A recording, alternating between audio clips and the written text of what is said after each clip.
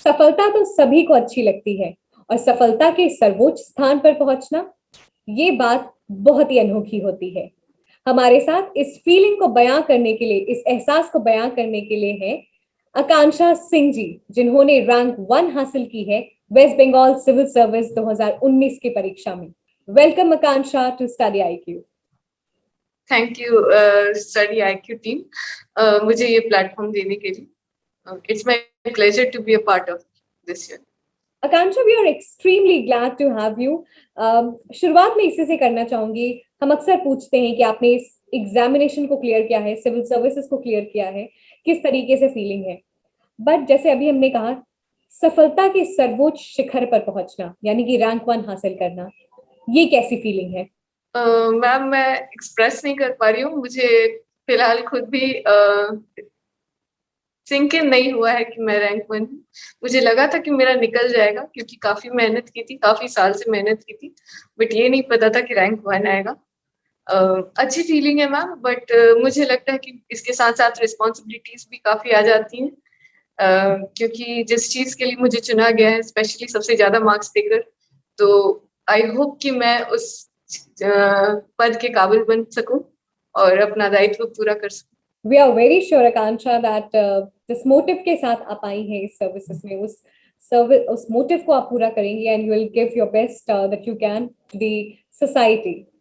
आकांक्षा, मैं चाहती हूँ आप थोड़ा हमारे दर्शकों को बताएं कि कैसे ये जर्नी शुरू हुई वेस्ट बंगाल को। लेकिन उससे पहले मैं सभी को बता दूं कि आकांक्षा जी ने कंप्यूटर साइंस एंड इंजीनियरिंग में अपनी ग्रेजुएशन कंप्लीट की है। उसके बाद ही से वो सिविल सर्विसेज की परीक्षा की तैयारी कर रही हैं और अभी वो एसबीआई में एज प्रोबेशनरी ऑफिसर के पद पर कार्यरत है। आकांक्षा, ये तो मैंने बता दिया, लेकिन ये वेस्ट बंगाल सिविल सर्विस की जो जर्नी है, मैं चाहती हूँ आप अपने शब्दों में बताएं। मैम, मेरी ये जर्नी काफी सालों पहले की है। जब मैं बीटेक कर रही थी कंप्यूटर साइंस में, तो मुझे रियलाइज हुआ करते करते कि शायद this is not my calling. मुझे कुछ दूसरा करना है, मुझे कुछ सोशल लेवल पे करना है जो कि पब्लिक से जुड़ा हुआ कुछ हो। तो उसके बाद मैं फाइनल ईयर तक आते आते मुझे लगा कि सिविल सर्विसेज में ही जाना है और यूपीएससी ही करना है। तो यूपीएससी की दौड़ में मैं शामिल हो गई तब से। और मेरा ग्रेजुएशन कंप्लीट हुआ था 2015 में। फिर मैंने 16 से ही फर्स्ट अटेम्प्ट देना स्टार्ट किया और साइमल्टेनियसली मैंने दूसरे एग्जाम्स भी देने लगे। तो SBI PO was the first exam which got clear. तो 2016 से मैं अभी तक बैंक में असिस्टेंट मैनेजर के हिसाब से हूँ अभी। काफी टफ रहा कि मैं जॉब करते हुए एग्जाम देते रहूं, और यूपीएससी में अभी तक सफलता नहीं मिली, बट डब्ल्यूबीसीएस मैंने दिया और उसमें आकांक्षा, वेस्ट बंगाल सिविल सर्विस में तो आपने रैंक 1 हासिल की है और हम यही कामना करते हैं कि जिस एग्जामिनेशन की आप एस्पिरेशन रखती हैं, अगर यूपीएससी सीएससी की आप तमन्ना रखती हैं, तो उस एग्जामिनेशन को आप जल्द ही क्लियर करें और हमें पूरा विश्वास भी है कि आप उसे क्लियर करेंगी। आकांक्षा, आपने बताया कि ये जर्नी 2015 से शुरू हुई जब आप कॉलेज के फाइनल ईयर में थी और अभी तक फाइनली आपको ये सक्सेस मिल गई है। लेकिन आप एज असिस्टेंट मैनेजर आप एसबीआई में काम कर रही थी। आकांक्षा, ये जर्नी हम सभी को ऐसा लगता है रैंक 1, बट ये जर्नी काफी संघर्ष, काफी हार्डवर्क से भरी हुई है। मैं चाहती हूँ आप इस जर्नी को बताएं कि काफी ज्यादा मेहनत के बाद ये सक्सेस मिली है। Rank 1 is not a cup of cake. मैं आपसे एग्री करती हूँ दिव्यांशी। मैं सारे एस्पिरेंट से ये कहना चाहती हूँ कि मेरी जो जर्नी रही है, it is not a one day वाली चीज। काफी साल लगे, काफी मोटिवेशन लगा खुद को गिरते हुए संभालने में। काफी बार गिरी, काफी बार उठ खड़ी हुई, और बहुत बार लगा कि इतना प्रेशर है, काम का प्रेशर है, बाकी सारे फेलियर्स का प्रेशर है। सबसे बड़ा बात है कि फेलियर्स का प्रेशर, इतनी बार फेल होने के बाद भी खुद को वापस उस दौड़ में शामिल करने के लिए प्रेरित करना, वो सबसे टफ चीज होता है किसी भी एस्पिरेंट के लिए, चाहे वो जिस भी स्टेज पर चूक जाता है जरा सा मार्क्स के लिए, अपने कॉम्पिटिटर्स से पीछे हो जाता है। तो मुझे नहीं लगता है कि वो कम डिजर्विंग होता है, कहीं से भी कम डिजर्विंग नहीं होता। बट उसे दोबारा से ये जज्बा लाना कि मैं कर सकता हूँ या कर सकती हूँ और मुझ में वो बात है, मुझे एक बार और कोशिश करनी चाहिए, वो सबसे टफ फेज है। और मुझे लगता है कि हर किसी के को वो चीज लाना चाहिए। तो दैट वाज द वही सबसे बड़ा हर्डल था मेरे लिए भी, और उसको ओवरकम किया मैंने। अभी तक मुझे नहीं लगता है कि मैं इसे सफलता कहूंगी जब तक मैं एक्चुअली में कुछ कर ना लूं। सिर्फ सिलेक्ट होना is not success as per my definition, जब तक मैं उस मोटिव को पूरा ना कर लूं जिसके लिए मैं इस जर्नी को स्टार्ट। आकांक्षा, बहुत ही ब्यूटीफुल थॉट्स के साथ आप इस सर्विसेज में आई हैं और मुझे पूरा विश्वास है कि जो मोटिव है, जो लगन आपके शब्दों से बयां हो रही थी, आप उसमें पूरी तरीके से सफल रही। आकांक्षा, अब मैं एग्जामिनेशन स्ट्रैटेजी आपसे जानना चाहूंगी, क्योंकि बहुत सारे लोग आपको अब एज रोल मॉडल देखते हैं, रैंक वन की स्ट्रैटेजी जानना चाहते हैं। तो रैंक वन ने ऐसी क्या पढ़ाई की, कैसे कुछ अलग किया, अ, आपकी स्ट्रैटेजी आप बताएं। देखिए मैम, मैंने जैसे कि बताया कि यूपीएससी की तैयारी की, और मेरे पास टाइम क्रंच बहुत ज्यादा था। जो लोग फ्रेश एस्पिरेंट्स होते हैं, मतलब जस्ट आउट ऑफ कॉलेज होते हैं, उनके लिए एक स्ट्रेटेजी अलग होती है। और जो वर्किंग प्रोफेशनल्स होते हैं, उनके पास समय की बहुत कमी होती है, तो उनके लिए स्ट्रेटेजी अलग होती है। तो जो जस्ट आउट ऑफ कॉलेज हैं और जो सिविल सर्विसेज के लिए एस्पायर कर रहे हैं, मैं उनसे यही कहूंगी कि उन्हें अपने को स्ट्रॉन्ग करने के लिए, अपने फाउंडेशन को स्ट्रॉन्ग करने के लिए जो बेसिक रिसोर्सेज है वो तो पढ़नी ही है।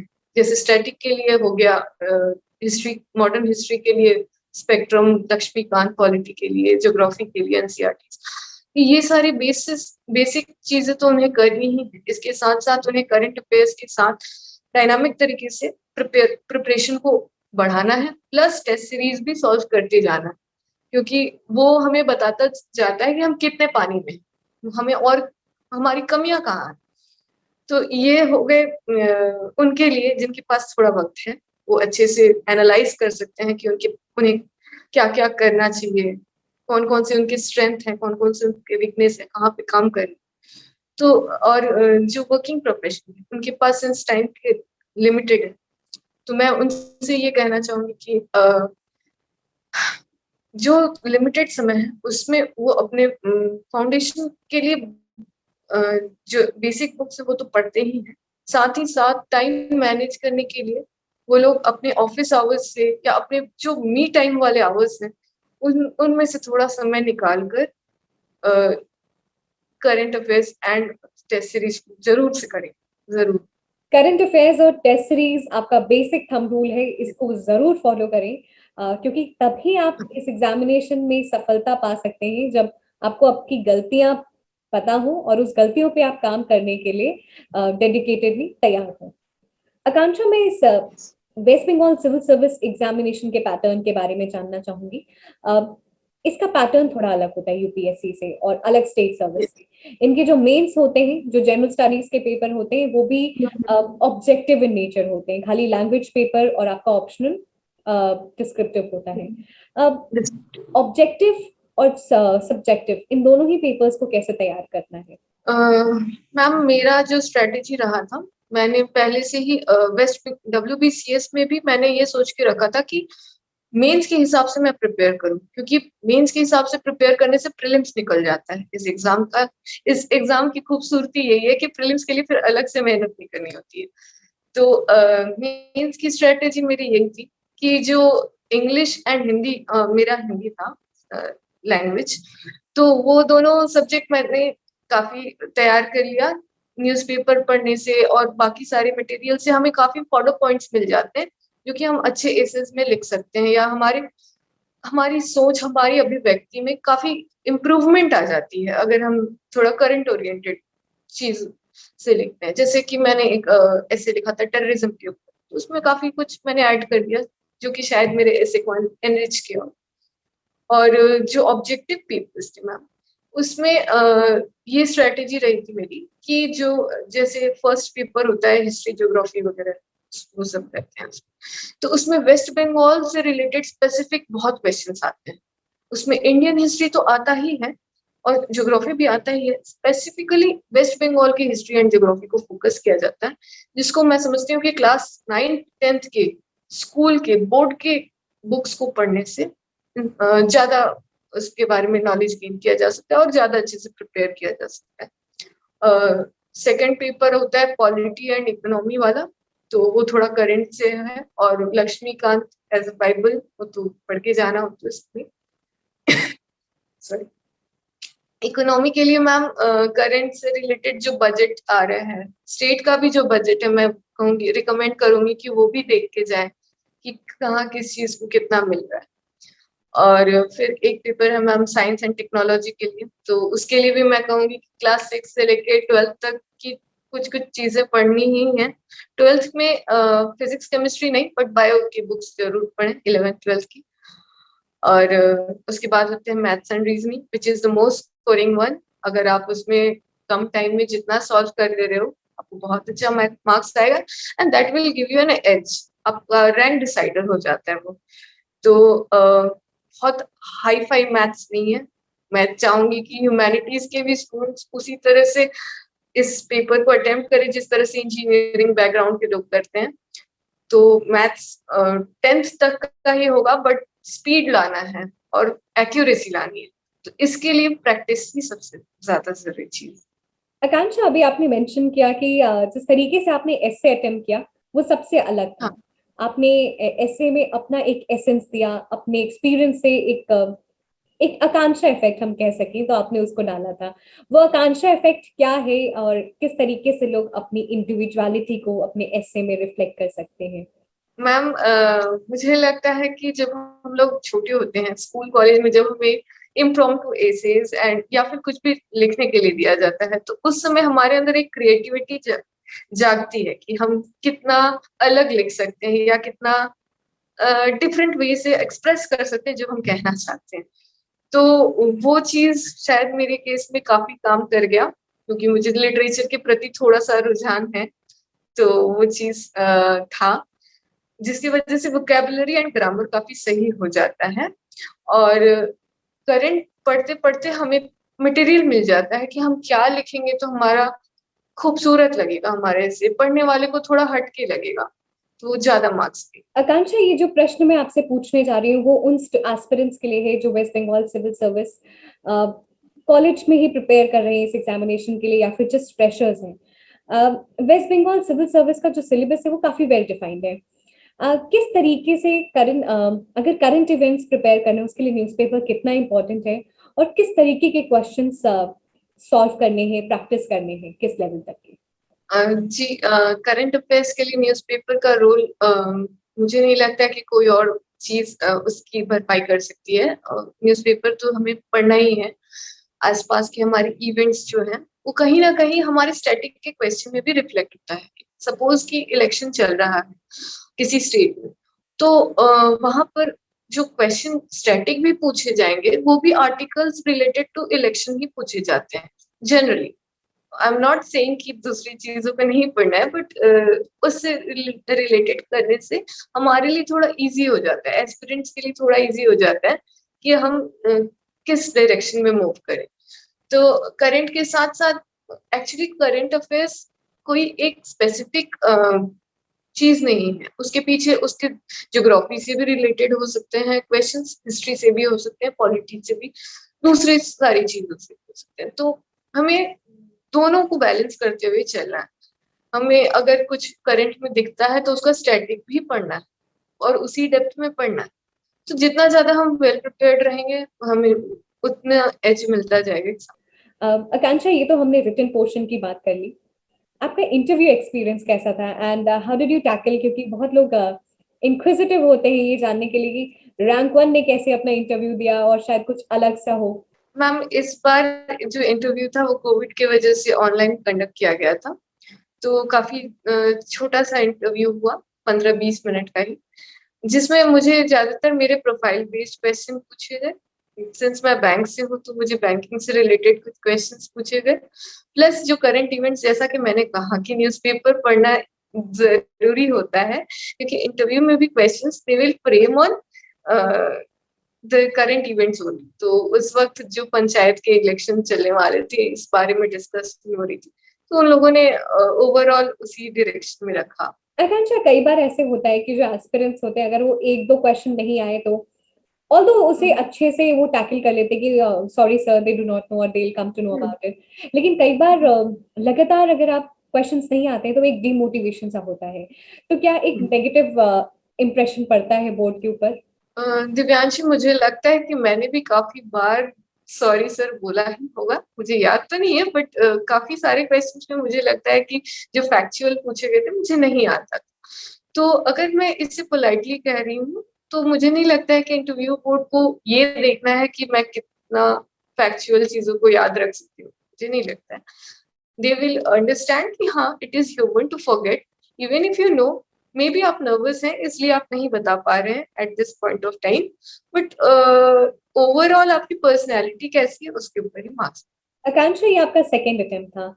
पहले अटेम्प्ट से और इस अटेम्प्ट में आपने क्या चेंजेस किए, जिससे कि इस अटेम्प्ट में आपने सिर्फ क्लियर ही नहीं किया बल्कि रैंक 1 हासिल की? मैम, मैंने पहले अटेम्प्ट में भी इंटरव्यू दिया था, तो मुझे लगता है कि शायद मेरे मेंस के मार्क्स कम रह गए होंगे जिसकी वजह से मेरा इंटरव्यू क्लियर नहीं हुआ। तो इस बार मैंने मेंस को काफी टारगेट किया, मैंने अपनी राइटिंग स्किल्स इंप्रूव की, ऑप्शनल के ऊपर थोड़ा ध्यान ज्यादा दिया, तो ऑप्शनल पेपर में भी शायद अच्छे मार्क्स आए होंगे।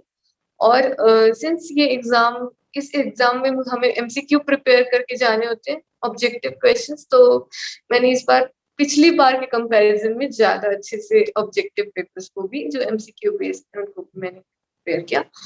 और मैं सारे एस्पिरेंट से भी ये चीज कहूंगी कि don't undermine the level of questions in WBCS, क्योंकि जो क्वेश्चन का लेवल है वो इंक्रीज होता जा रहा है। तो मैं जिस माइंडसेट से फर्स्ट अटेम्प्ट में अपीयर की थी मेंस में, उस माइंडसेट से शायद नहीं करना चाहिए, that was disasters. Akansha, how study IQ has been part of your journey?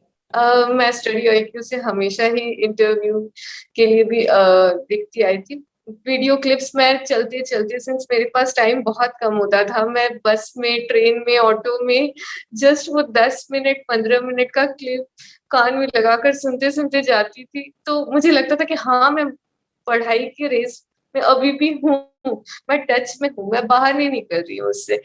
तो स्टडी आईक्यू ने मुझे सिर्फ इस रेस में ही नहीं रखा कि मैं करंट अफेयर्स से रूबरू रहूं, बट कि मुझे मोमेंटम भी बना, मेरा मोमेंटम भी बनाए रखा कि मैं एग्जाम से अवगत रहूं कि क्या क्या चल रहा है मेरे आसपास। तो स्टडी आई, क्योंकि पूरी टीम को मैं बहुत थैंक करना चाहती हूँ इस चीज के लिए कि उनका भी काफी कंट्रीब्यूशन रहा है मेरे इस journey. Akansha, the entire team is very proud of you and we are very glad about this success of yours. And we wish you कि जो भी आप चाहती हैं वो आपको जल्द से जल्द मिले। आकांक्षा, हम सेशन के एंड में आपसे कुछ टिप्स एंड सजेशंस जानना चाहेंगे सभी एस्पिरेंट्स के लिए। मैं सारे एस्पिरेंट्स को ये चीज कहना चाहती हूँ, मेरे एक सर थे जो मैं काफी डिमोटिवेटेड हो जाती थी अपने फेलियर्स के बाद। तो अराउंड मेरा फोर्थ अटेम्प्ट था यूपीएससी का, मैं मेंस दी थी बट मेरा क्लियर नहीं हुआ। तो उसके बाद उनकी एक बात मुझे याद आई कि जब भी आपका मन करे कि अब नहीं हो रहा है, अब छोड़ देते हैं, अब गिव अप कर देते हैं, उस टाइम पर आप उस मोमेंट को याद करो कि आपने वो तैयारी शुरू किस लिए की थी, आपने कितने सेक्रीफाइसेस किए हैं खुद के लगन को बरकरार रखने के लिए, बहुत सेक्रीफाइसेस हैं। आप उस अपने पीछे जाकर अपने उस व्यक्तित्व को याद करिए कि वो इंसान क्या था और आज आप क्या हैं। क्या ये पढ़ाई, क्या ये जर्नी आपको एक बेहतर इंसान नहीं बनाया? अगर बनाया है तो आपको कंटिन्यू रखना चाहिए। तो वो हिम्मत नहीं हारने देता है मुझे जब भी मैं ये चीज सोचती हूँ। तो मैं चाहती हूँ कि सारे एस्पिरेंट्स अपने उस सेक्रीफाइस को याद करें और अपने मोमेंटम को जरूर से आगे बढ़ाते चले जाएं। Ending it on a very positive and inspiring note कि अगर आप कहीं पे भी आपका मन डगमगाया या फिर अभी आप डिमोटिवेट फील हुए, क्योंकि एग्जामिनेशन की जो प्रक्रिया है वो बहुत लंबी है और एग्जामिनेशन खुद में भी एक चुनौती है, आप सिर्फ ये याद रखना कि आपने ये तैयारी शुरू क्यों की थी। Thank you so much, Akansha, for joining us in this interview session, and we wish you all the very best and sending all the luck and success to you. Thank you. Thank you.